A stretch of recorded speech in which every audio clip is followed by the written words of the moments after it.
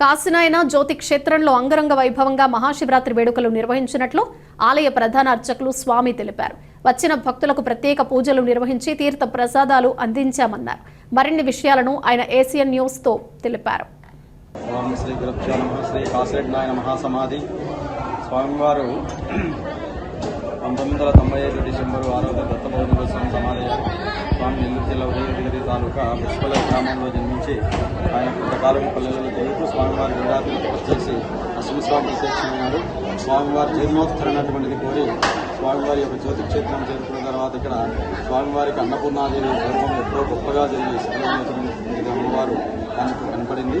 అప్పుడు ఆయన అమ్మవారిని సూచించేసి అప్పుడు గోపి కళ్యాణార్థం కోసమని గరుడాద్రిలో 60 సంవత్సరాల పైన అన్నదానం అక్కడ స్థాపించి అక్కడి నుంచి పరమేశ్వరుడు ఆయన కాశీనాయన గారుగా ఈ యొక్క రాయలసీమ ప్రాంతంలో ఉండేటువంటి ఈ యొక్క ప్రజలు కానీ భక్తులు కానీ అందరికీ ఆయన దర్శనార్థం ఇస్తూ ఆయన యొక్క పాదం ఏ యొక్క క్షేత్రంలో పెట్టి అన్నదానం చేయాలంటే అక్కడ గొప్పగా జరుగుతూ ఉంటుంది.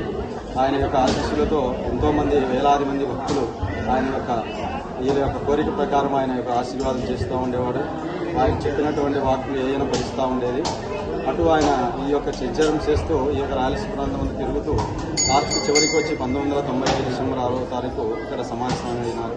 కాబట్టి స్వామివారికి గోవు అంటే ఆయనకు చాలా అభిప్రాయం. అందుకోసం ఈ భక్తులు వాళ్ళ యొక్క కోరిక నెరవేర్చినటువంటి వాళ్ళు భోజనం కూడా చేస్తూ ఉంటారు. 24 గంటలు భోజనం అన్నదానం జరుగుతూ ఉంటుంది.